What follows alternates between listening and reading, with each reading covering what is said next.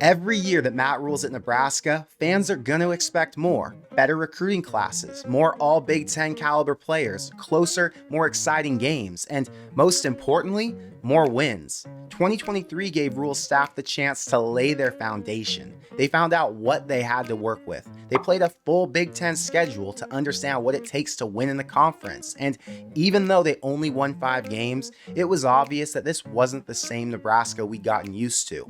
Now, going into year 2, the pressure's on. They know where they went wrong. They patched up what they could, and come August, they'll be ready to compete for a playoff spot. So today, we'll talk about 4 issues Matt Rhule had to correct, and I'm going to give you my realistic expectations for this team in their second season under Matt Rhule. But what's up, guys? I'm Connor Hayden, and this is Corn Crazed. If you're a fan of Nebraska or the Big Ten, hit the subscribe button below. And I'm building a custom SpeedFlex helmet next week. So if you want me to turn that into a video, hit the like button and help us get to 1,000. But now, let's get into it. He's hit and he's taking a shot downfield, wide open end zone, caught, touchdown. A few months back, I talked about the QB room needing one more guy who could play right away in a worst case scenario, but I didn't like the idea of taking a transfer from a big school who felt like he needed to win the job to be successful. But last week, we heard Jalen Gramstad was transferring in from an NAIA school in Iowa, and I couldn't imagine a better addition to that room. He played his first 2 years as a safety, and as a freshman, he had 36 tackles, 3 interceptions, and 7 pass breakups. Then, as a sophomore, he won the NAIA National Championship as their starting QB. He ran for over 1,000 yards, and he finished second team all-conference. Then last year as a junior, he was NAIA Player of the Year, a first-team All-American. He threw for over 3,000 yards, and he completed 68% of his passes. Nebraska's biggest issue the last 5 years has been making it through a season healthy at QB. Dylan's obviously going to win the job, but if he goes down, the only other guy with any experience is Heinrich Haarberg. With Jalen, they can afford to get creative with their QB run game. They can run Heinrich, and they can make sure they utilize his skill set, because now there's another guy in that room who can throw it in an emergency scenario. But let's focus on the best part, because in my head, now you've got a serious competition for your top 3. A former Big Ten starter in Heinrich, a 5-star prodigy born to play in the NFL, and now a proven passer with multiple years of experience at a smaller school who dreamt of playing in Lincoln. And I haven't even thought about this until now, but think about this. All 3 of those guys grew up dreaming of becoming the starting QB at Nebraska. They didn't come in just for the money. They didn't come because it was a flashy powerhouse program or a big coaching staff they felt like they needed to play for to get developed to play in the NFL. They're at that school because they love that place. And no matter who's playing or what the scenario is, it feels pretty damn good to know that the guys who handle the ball the most want to win more for the state than they do for themselves.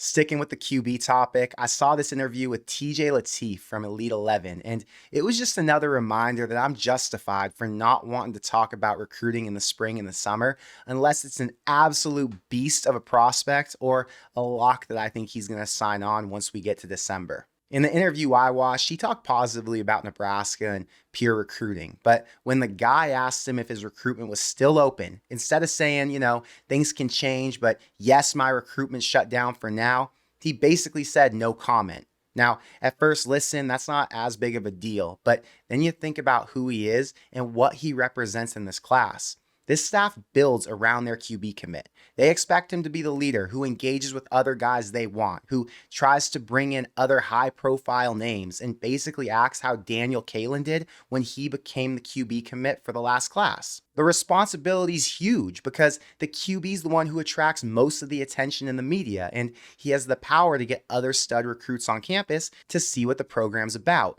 Lateef hasn't done that. After he committed, it got pretty quiet with him, as opposed to him flexing that he's the leader of this class at Nebraska to draw in some more attention. And I'm not saying he won't end up signing, but I will say I'd be surprised if he did. And this is the main reason why I don't care to give a bunch of my own time in videos to recruits who commit because they feel like they have to, instead of waiting to commit because they really want to. We've got a lot to talk about today, so we're breaking this into 3 parts. First, I'm going to go over the issues that the staff needed to correct based on what we saw last season. Then I'm going to get into some realistic expectations that I have for this team, like winning certain games, average points, stat lines, and other things I'd expect to see. And then last, I'm going to tell you what I think overachieving looks like. But let's go ahead and start with the issues. And the first is roster depth. More specifically, it's having enough depth at QB and the skill positions, because last year that broke the team. Improving there's a guarantee. There were 4 major injuries to 2 starting receivers and 2 starting running backs. And we've seen guys get dinged up and miss some time, but losing 4 key contributors for over half the season was something that you almost never see happen. Add in that they whiffed their QB pick, Chuba Purdy was dealing with injuries all year, and Heinrich was primarily a runner who struggled to stay healthy, and we witnessed the perfect storm. Nebraska only averaged 18 points a game, and they finished in the bottom 10 nationally for scoring offense. Now, with 3 portal additions at the skill spots, everybody back healthy, and a much more attractive QB room, there's a lot of reason for optimism. Next is the turnover issues. This one's been talked about 1,000 times, so I'm going to keep it short. They were dead last in turnovers last season with 31. And I did a reaction to the Phil Steele college football preview last week, and he talked about how 67% of the teams with worse than a -10 turnover margin the year before improve on their record. And a few examples he lists are Notre Dame in 2012, who played for the national championship after they finished -15 in turnovers the year before. Michigan State and Houston were both terrible at protecting the ball in 2020, but they both finished with 11 wins in 2021. So if there's one reason to believe this team's got a chance to win 9 or 10 games this year, it's because that extremely unlucky offense in 2023 would have been a lot better and probably would have won a few more games if they could have just held on to the football. You look at all the close losses last year, and the one unit that would have changed the outcomes of all those games was the special teams. They have got to get better at making their field goals, and they've got to get better field position with big returns. Special teams wins games in the Big Ten, and the hope is that Alvano can get as consistent as he is powerful. We watched him drain a 55-yarder against Purdue, but there was no pressure. On the flip side, he missed one that was way shorter that would have given him the lead against Iowa. It's simple. Make your kicks, win the game. The last major issue was the passing game. Listen to this bottom 5 from last season: Nebraska, Iowa, Navy, Army, and Air Force. Now, it's disrespectful to be that bad throwing the ball if you're not dominating when you run it. And I know Nebraska's run game was the emphasis, but it wasn't enough to score like it was in the past. Adding Glenn Thomas, Rhule'S, and 2 portal receivers tells you how much Rhule agrees with the rest of us that they need to open it up more, and they got to throw for at least 2,500 yards as opposed to only 1,500 last season. Now we'll talk about some realistic expectations, and every one of these should happen. These aren't lofty goals. These aren't even an accomplishment. These are the expectations that you put on a $75 million head coach in his second year with all of the resources and all of the talent that he has at Nebraska. So let's start with an easy one. They need to score at least 24 points a game, and I don't care how they do it. Pump block? Cool. Pick 6? Fire. Dylan Rhule'S driving 75 yards on 8 plays to hit Thomas Fidone deep over the middle in the end zone to close out a drive. Let's get it. Score more points. Last year, they hit 21 plus 3 times. 3 freaking times. Twice against Group of 5 schools. And it was embarrassing to watch. It hurt to watch. And the lack of scoring was the reason that team didn't win 8 games. If they score 24 a game, that puts them 6 points above last year's average. And you know what 6 more points would have gotten you last year? It would have gotten you wins over Minnesota, Michigan State, Maryland, and Iowa. 9 total wins instead of 5. Hit that 24-point average, and we won't just be talking about a possible playoff berth. We'll be talking about another massive recruiting class with multiple 4 and maybe even a 5-star player. They failed with this one last year, but Nebraska needs to win a rivalry game. They get 3 shots: Colorado, Wisconsin, and Iowa. 2 of those 3 are at home, and they're going to be the favorites against the Buffs. Wisconsin at home should be an even line, and Iowa's at best going to be a 7-point favorite. I think they'll get this done in week 2, but even if some freak incident happens and things go left, Wisconsin's shown that they lost their dominant edge that Nebraska couldn't figure out for so many years, and Iowa's offense matches up terribly with Tony White's D. You win one of these games, and this team goes bowling. Win 2, and they're an 8-win team. Win all 3, and you're looking at a Big Ten title contender. This offense is changing. You don't bring in a generational talent at QB and a high-level NFL quarterbacks coach to run downhill 70% of the time and look like the old-school Wisconsin offense. Unlike last year, they're deep at receiver. The stud freshmen from 2023 have more experience to make a bigger impact. The transfers from Texas and Wake Forest have already led their teams in receiving, and they stood out all spring as big threats. Last year, there were 31 receivers with at least 1,000 yards, and just 2 years ago, Trey Palmer caught 71 passes for a total of 1,043. Now, with more depth in that room, it's more likely that we see 2 guys get close to 700 each, and Dylan spreads the ball around quite a bit. But I think he might be able to match Jaden Mayava, Rocco Becht, and Braden Fowler Nicolosi, who all threw for over 3,000 yards last season as freshmen. Now, I don't know if it'll be Jalen Lloyd, Isaiah Nair, or somebody else, but I do feel pretty confident that the offense finds a consistent threat similar to what they had in J.D. Spielman, Stanley Morgan Jr., and Trey Palmer. This one's obvious since Nebraska should be competing for championships, but I don't think they should get blown out this season. Every game they play, with the exception of Ohio State on the road, should stay within 10. And if we're going to give them some grace for having to play in the horseshoe with a true freshman QB, we'll say 17 is a reasonable number. But there's no way this team should be getting completely shut down or run out of any building. Last year, Colorado mopped them, but those turnovers were like watching a QB throw a game intentionally. Michigan ran down their throats too, but it was year 1, game number 5. It's hard to expect much against the national champion. Ohio State's by far their toughest opponent, but history says Nebraska can compete talent-wise. In 2018, an Adrian Martinez-led team went into Columbus and kept it within 5. Then in 2021, Ohio State escaped Lincoln with a 9-point win. The culture's in place, and the expectation in that building is that you fight. You don't roll over for anybody, and you don't get blown out, because that shit's embarrassing for you, it's embarrassing for your family, and it's terrible for the entire state. I'm going to pause on my list for a sec to shout out the Character Chronicles for sponsoring today's show and for being a big supporter of the content that I've been putting out here.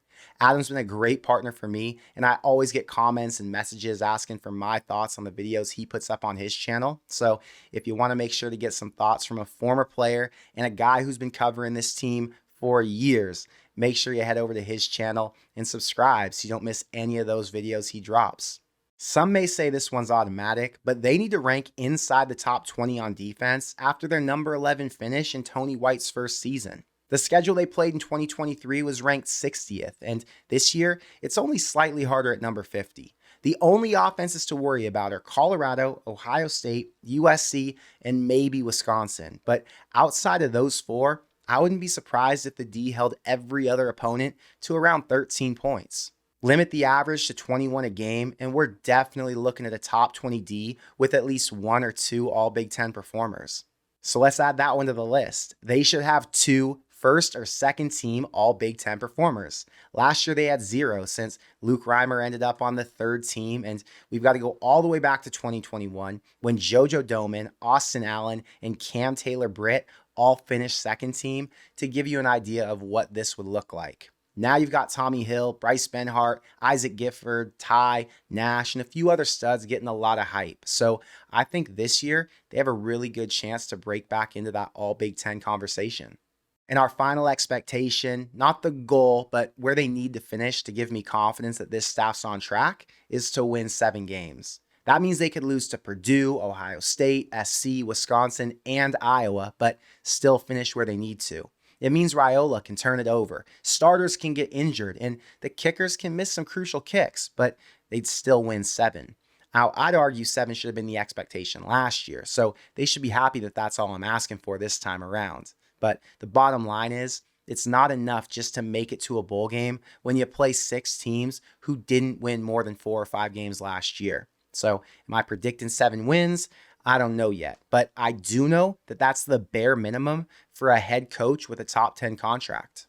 Now we move on to some others that I considered but couldn't call them an expectation. So I renamed these to overachievements. If any one of these three hit and they won 7 games, I'd be very positive going into next offseason. Number one is to upset a top 25 team. Ohio State, SC, and Iowa are all preseason top 25, but all 3 of those games are going to be on the road, and Nebraska will be somewhere between a 6 and 20-point underdog in each of those games. Is an upset possible? Well, it's college football, so of course. Is it likely?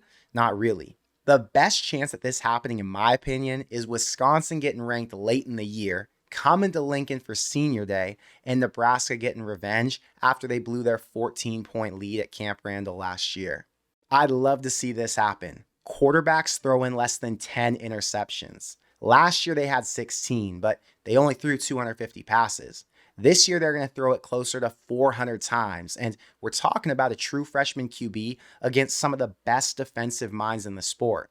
In 2018, his true freshman year, Adrian Martinez completed 64% of his 347 throws for 2,600 yards and only 8 picks. Now, Dylan won't have the rushing stats to match, but if he's as productive as Adrian was, protects the ball just as well, and can match that output, not only will we be talking about DR as a Heisman contender, he'll be on every list as a favorite going into 2025.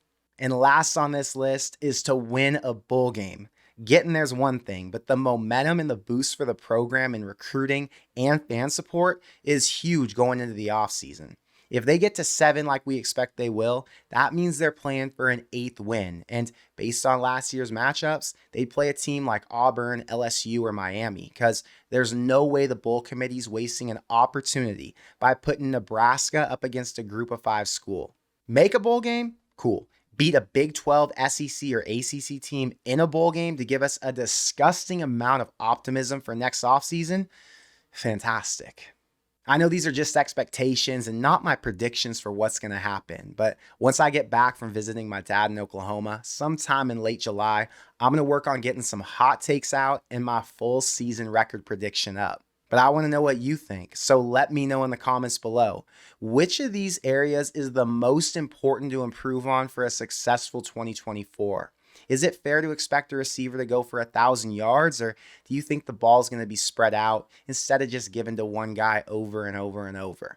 And let me know your number one expectation for this season, because I know I left some off the list. And I already know your win expectations, so give me something thoughtful. But that's all I've got for today. So until next time, thank you for being here, and I will see you in the next one.